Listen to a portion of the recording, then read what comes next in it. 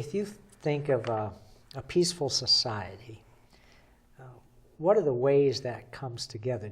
Well, I think in particular, exposing yourself to communities you're not normally part of, like along class lines. That could be associating with the poor if you yourself are not poor, but it could be associating with the rich as well, or meeting people where they're at in like different racial groups, or women or men, or members of the LGBTQ community. Putting yourself in situations where you're not necessarily comfortable with the intention to learn about another person's experience, I think is step one. I like that. And then step two is learning together. Like you've learned about somebody you don't already know about, and you're letting their experience become your own, and you're becoming neighbors in a true sense of the word. And then you think together, what do we need? What do our communities need? And how do we get it? So some of that is movement building, some of that is legal structures, but I don't think those come about without movement or without people pressure. But I think that element of becoming uncomfortable, or like putting yourself out there to learn, not to say I've got the answer, but learning and then together coming up with what do we really need now.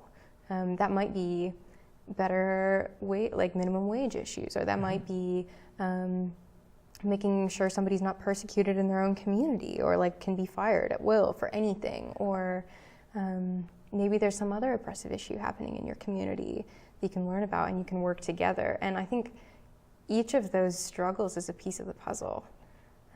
I think they all have to be there, whatever that issue is. Working on resolving it together feels really important. And once you've done it that once with that little issue in your community, your town, or your church, or whatever, it's easier to take on the whole system. And sometimes those answers to the sticky problem become abundantly clear when you expose yourself to new people. Yeah. I was working for a summer in Louisville with a group that was trying to educate young people about poverty in this particular part of the city, and there were some groups of folks who were trying to figure out, well, why aren't the poor people organizing? Like, there's this issue and it's really important. They weren't poor people. Well, so the group who was organizing was like, middle class, white, predominantly folks who were saying, oh, we need to revitalize this neighborhood. Look, there's drugs. Look, there's violence. What can we do? Why aren't the people in this community organizing themselves?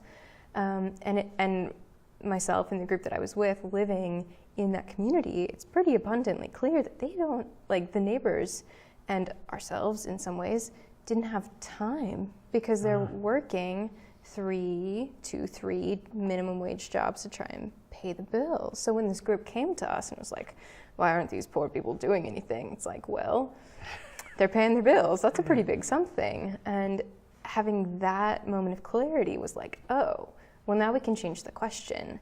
How do we make sure people get what they need so that they can organize themselves to get what they need? You know what I mean?